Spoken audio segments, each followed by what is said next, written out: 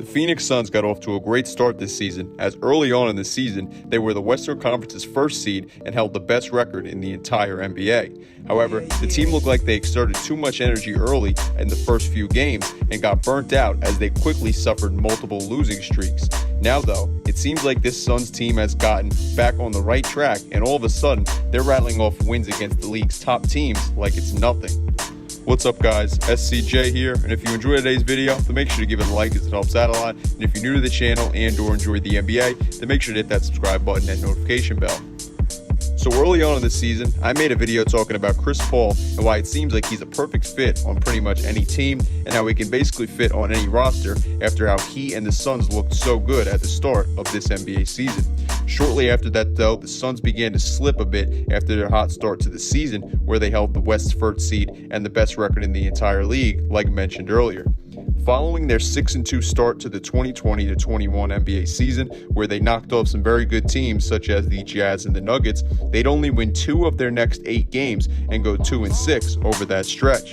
The losses weren't a fault of the team not meshing together due to Chris Paul or Devin Booker, and they weren't because of Paul or Booker putting up bad performances or stats, as both of them played very solid over that stretch despite the team's struggles. So when I saw both of them not being to blame for those losses, I had a feeling that the team would still be fine and they'd be able to reconfigure and get back on the track at a later point in the season.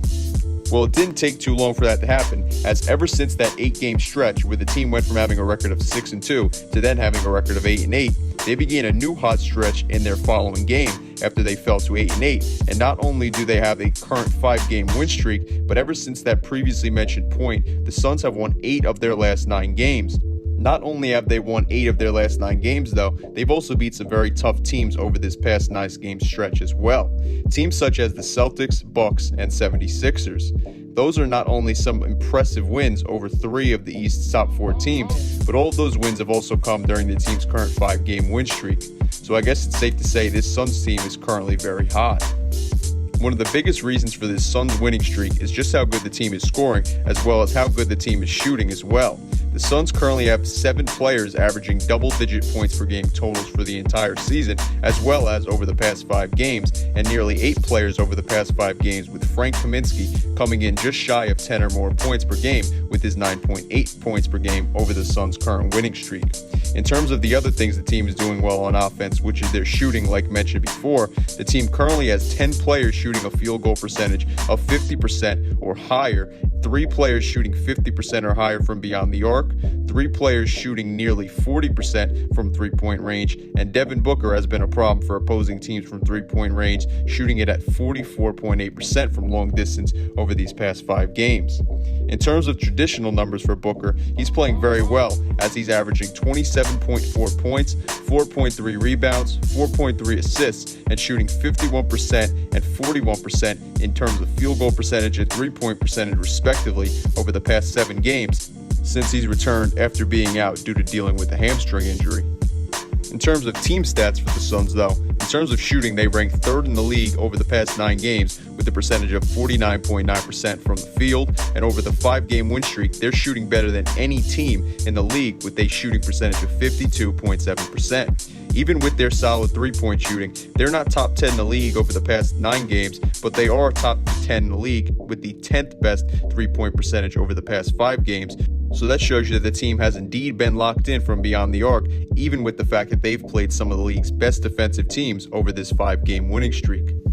However though, even with how well this team is shooting and scoring and the fact that they're seeing improvements or an uptick, there's a big reason for this recent hot stretch. They're still not top 10 over the past 5 games in points per game as a team, as they're tied for 11th place in that category, and over the past 9 games, they sit in 17th place. So why would I mention that their scoring along with their shooting is one of the top reasons they're playing so well lately? Well, a big reason was their offense as a team took a huge step back during that stretch where they went 2-6 as they had the 18th ranked offense in the league and were only scoring 110 points per game. Now their offense is scoring 4 more points per game, and while not a huge jump, that's still significant because during that 2-6 stretch, their defense struggled as well as they were allowing more points per game than they were scoring, letting up over 114 points per game. Now they're in 4th place over the past 5 games, as well as over the past 9 games for the amount of points that they're allowing their opponents to score per game. They also sit in 4th place for the 4th best spot for the least amount of points per game that they're allowing their opponents to score for the entire season, with 107.9 for the entire year. So even despite that terrible stretch where they were allowing over 114 points per game, they're still looking very good right now. So safe to say this team's defense is their strong suit, and they just need to clamp down a bit more to get right back on track.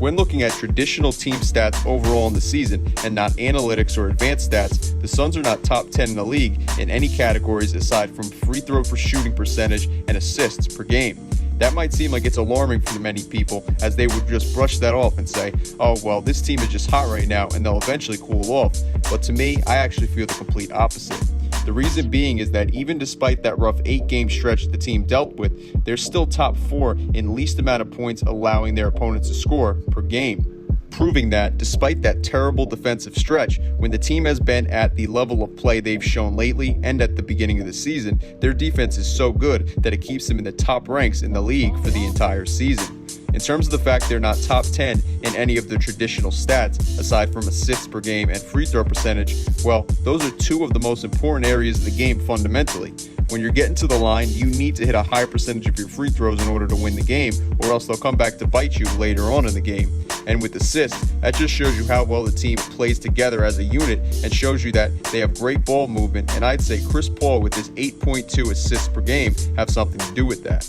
Not only that though, let's take a look at 2 stats I feel are so important, and maybe the 2 most important stats in order to judge and assess just how good a team really is. Those stats would have to be relative percent index as well as a team's strength of schedule. Not only do the Suns have a very good record currently, holding a record of 16-9 and the 4th seed in the Western Conference, but they're also 4th in the rankings for the best relative percent index in the entire NBA. I brought this stat up in the past, but what it is, it's a stat that shows just how good a team has been up to any point of the season by adding together 25% of a team's winning percentage, 50% of their opponent's average winning percentage, and 25% of the opponent's average winning percentage. So the fact that they're the 4th best team in that category is very positive, especially with not only the company that the team is currently sitting with the Jazz, Lakers, and Clippers, aka the league's 3 best teams currently, but also with the fact that the team's rough stretch where they went 2-6 didn't seem to affect them when they lost to the 2 worst teams in the league, the Pistons and the Wizards. So if they had won both of those games or just one of those games, their RPI would be so much better and put them even higher in the rankings among the rest of the league.